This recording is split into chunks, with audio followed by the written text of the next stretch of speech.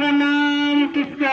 प्रभु का। प्रभु का पावन नाम। जय गुरुदेव। तो प्रेम से बोलिए जय गुरुदेव। जय गुरुदेव।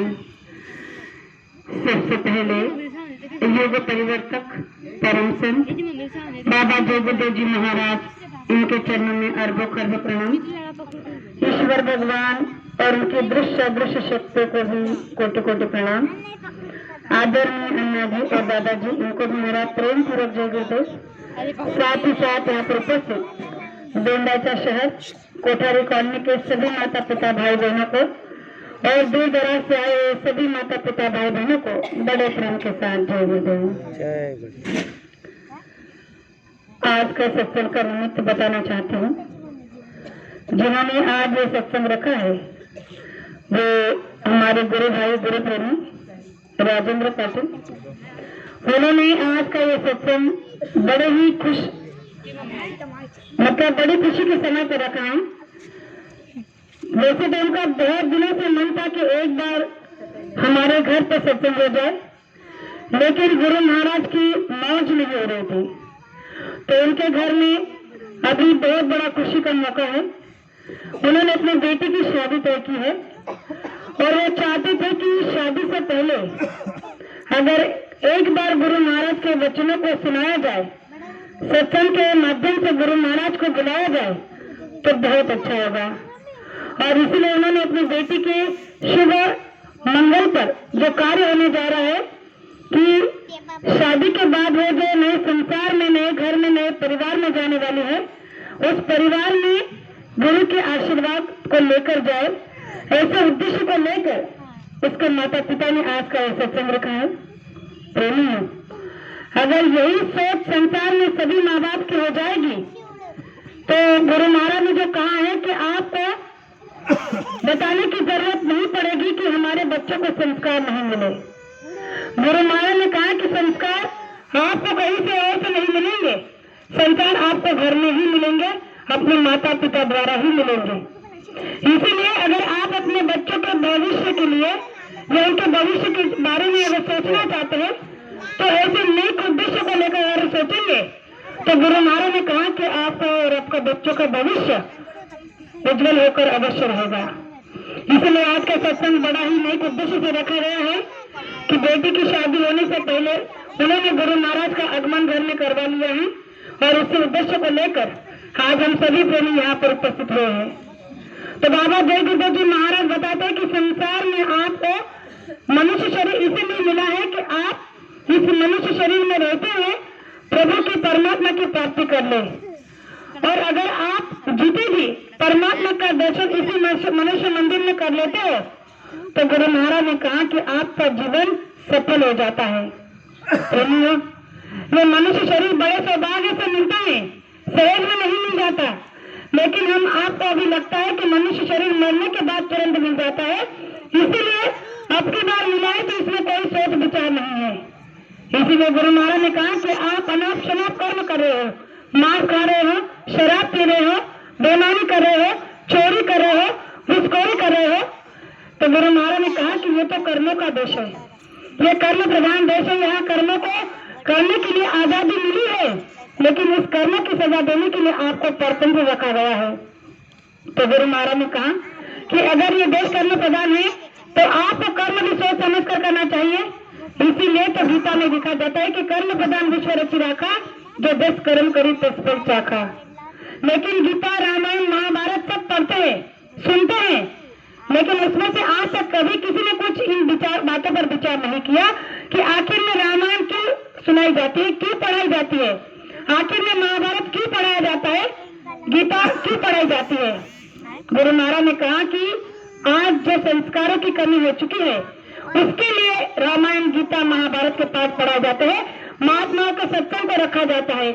गुरु महाराज ने कहा कि जहाँ महात्माओं का सत्संग होता है वहाँ पर अगर आप अपने परिवार के साथ चले जाते हो तो आपके बच्चों को, आपके परिवार को जो संस्कार मिलेंगे वो आप बाद में अगर चाहे तो 10 पंडितों के पास शिक्षा दिला दो, लेकिन फिर भी जो संस्कार वो पंडित नहीं दे सकते वो एक महात्मा के संदेश से आपके परिवार को, आपके बच्चों को मिल सकते हैं। मनुष्य शरीर मिला है, इसलिए गुरु महाराज ने कहा कि इसमें आपको होना बहुत ही जरूरी है। अगर आप निगरान ही रहते हो संसार में और बहुत सारा धन कमा लिया, रुपए पैसे कमा लिए, जमीन जायदाद कमा लिया, और अगर जीवन में आपने किसी गुरु को नहीं अपनाया तो गुरु महाराज ने कहा कि आपका जीवन बेकार है, क्योंकि आपको फिर से वही 184 की योनि में जाना पड़ेगा, वही लोग की यातनाओं को सहना पड़ेगा, वही कीड़े मकोड़े की योनि में जाना पड़ेगा। संसार तो हमने हर जन्म में किया है, हर युग में किया है। बाबा जय गुरु जी महाराज ने कहा कि आपने हर युग में संसार किया। जब आपने पशु की योनि लिया तब भी संसार किया, जब आपने कीड़े की योनि ली तब भी संसार किया, जब आप कोई भी जानवर जीव जंतु बने तब भी आपने संसार ही किया। और अब इस कलयुग में मनुष्य का शरीर मिला है तो अब भी आप संसार ही कर रहे हो। लेकिन आपने कभी एक बार नहीं सोचा कि अगर संसार करने के लिए मनुष्य शरीर मिला है तो इसके अंदर जो जीवात्मा है वो कहाँ से आई, और अगर मरने के बाद वो कहाँ जाएगी। इस वेद को न हमने जानने की कोशिश की और न जो बताते हैं वहां जाकर सुनने की कोशिश की। तो गुरु महाराज बताते हैं कि मनुष्य शरीर बड़े सौभाग्य से मिला है, इसलिए रामायण में चौपाई दी जाती कि बड़े भाग मानस तन पावा, सुर दुर्लभ सब ग्रंथ में गावा। कहा जाता है कि सबसे उच्चतम देह अगर इस संसार में कोई है तो है मनुष्य का शरीर। और इस मनुष्य शरीर को पाने के लिए 33 करोड़ देवी देवता स्वर्ग में इच्छा करते हैं कि एक बार अगर हमें मनुष्य का शरीर मिल गया होता तो आज हम भी इस कोठारी कॉलोनी में जाकर सत्य को सुन रहे होते। आप बताइए, जब देवी देवता इच्छा करते हैं कि हमें भी मृत्यु लोक में संसार में मनुष्य का शरीर मिले और हम आपको मिला है तो हमने क्या किया? हमने तो इसे बर्बाद कर दिया। मांस खा के, शराब पी के, अन्य तरह की नशा करके इसको हमने इस तरह से बर्बाद कर दिया है कि पुनः मानव तन मिलेगा इसकी कोई गारंटी नहीं। इसलिए प्रेमियों, हमें इस बारे में जरा सोचना चाहिए। गुरु महाराज ने कहा कि जब महात्मा कोई बात बताते हैं तो आप उस बात को गौर से नहीं सुनते हो। तो गुरु महाराज ने कहा कि संसार में आपने जब तक व्रत उपास क्या कुछ नहीं किया, लेकिन आप अपने छाती पर हाथ रखकर सोचो कि आज तक आपको ऐसी कोई शांति मिली, वो बरकत मिली जिसके लिए आप इतना अट्टास करते हो, इतना प्रयास करते हो? नहीं मिली, क्योंकि संसार में हर घर हर दुखी परिवार है। हमें लगता है कि बाहर से लोग बड़े सुखी है, बड़े बड़े घरों में रहते हैं, बड़ी बड़ी गाड़ियों में घूमते हैं, लेकिन अंदर से वो कितने दुखी है। जब आप उनके पास जाकर सोचोगे, पूछोगे, तब आपको पता चलेगा कि संसार में कितना दुख भरा है। गुरु महाराज ने कहा कि संसार दुख से ही भरा है, लेकिन इसे आपको इसमें से निकलने का रास्ता ढूंढना होगा। और रास्ता कहाँ मिलता है? संत महात्मा के चरणों में मिलता है, उनके सानिध्य में मिलता है, उनके सत्संग से मिलता है। और इसी बात को लेने के लिए आज का मानव तैयार नहीं है। बाबा जय गुरु जी महाराज ने कहा कि आज का मानव अगर दुखी है तो केवल और केवल 2 कारणों की वजह से, पहला मांस और दूसरा शराब। आप कहोगे कैसे? गुरु महाराज ने एक छोटा सा उदाहरण देकर समझाने की कोशिश की थी कि मांस और शराब कितना जीवन को बर्बाद करते हैं, मनुष्य को कितना बर्बाद कर रख देता है। इस पर एक छोटा सा प्रमाण मैं आपको देना चाहती हूँ कि जब कोई हमारे परिवार में मर जाता है, रिश्तेदार में मर जाता है या गांव कॉलोनी में मर जाता है, तो उसे हम रखने के लिए जाते हैं। जिस परिवार का व्यक्ति मर चुका होता है उसी परिवार के 4 लोग उसे कांधा लगाते हैं और बाकी के सारे लोग उसके पीछे पीछे चलते हैं। एक आदमी को पकड़ता है, 4 लोग कांधा लगाते हैं, यानी कि 5 लोगों के सिवा उसे 6वां इंसान कोई हाथ नहीं लगाता, सिर्फ उस मुर्दे के पीछे पीछे जाता है और उसे जला दफना कर शमशान में जब घर वापस लौट कर आता है तो घर के अंदर प्रवेश नहीं करता है। क्यों नहीं करता? क्योंकि हमारी हिंदू संस्कृति के हिसाब से हम ये समझते हैं कि मुर्दे के पीछे चलने से या मुर्दे को छूने से हमें छुआछूत लग गई है, इसलिए हमें घर के अंदर प्रवेश नहीं करना चाहिए। गुरु महाराज ने कहा कि बहुत अच्छी सोच रखते हैं, बहुत अच्छे संस्कार है।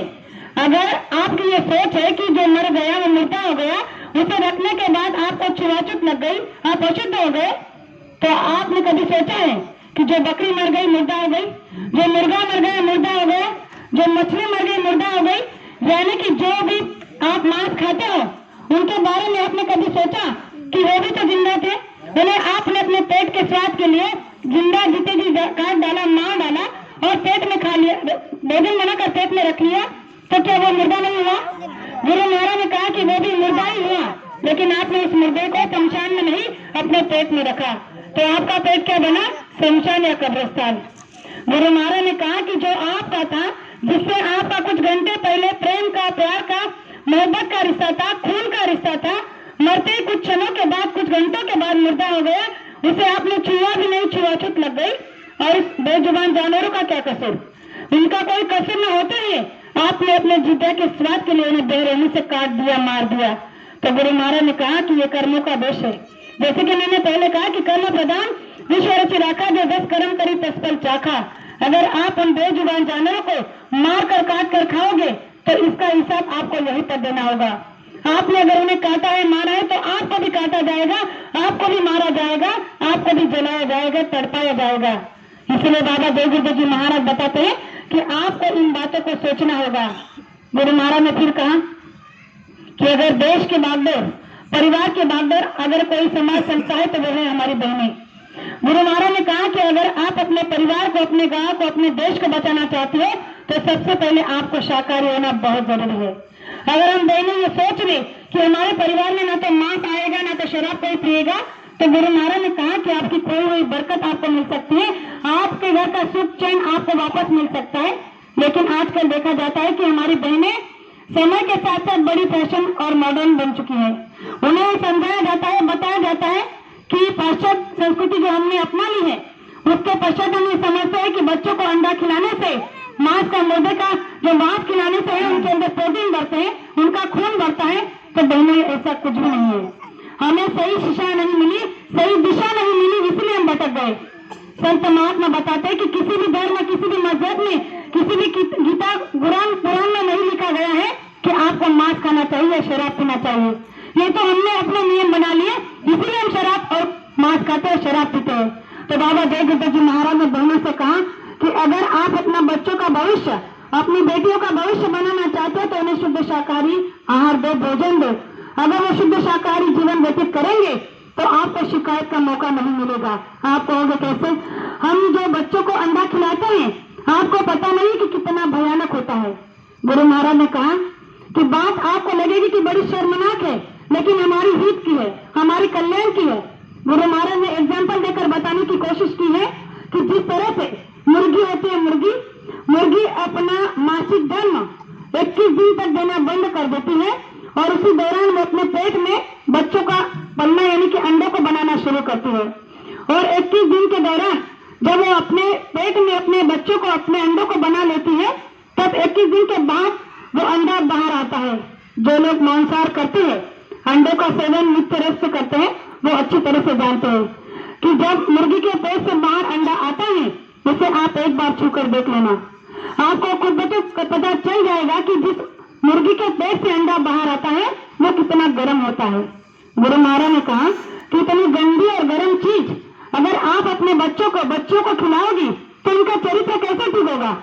और जब बच्चा और बच्ची नालायक निकल जाती है तो दोष बच्चों को दिया जाता है। गुरु महाराज ने कहा कि अगर आपकी बेटी नालायक निकल गई, आपका बेटा नालायक निकल गया तो दोष उनका नहीं, दोष माता पिता का है।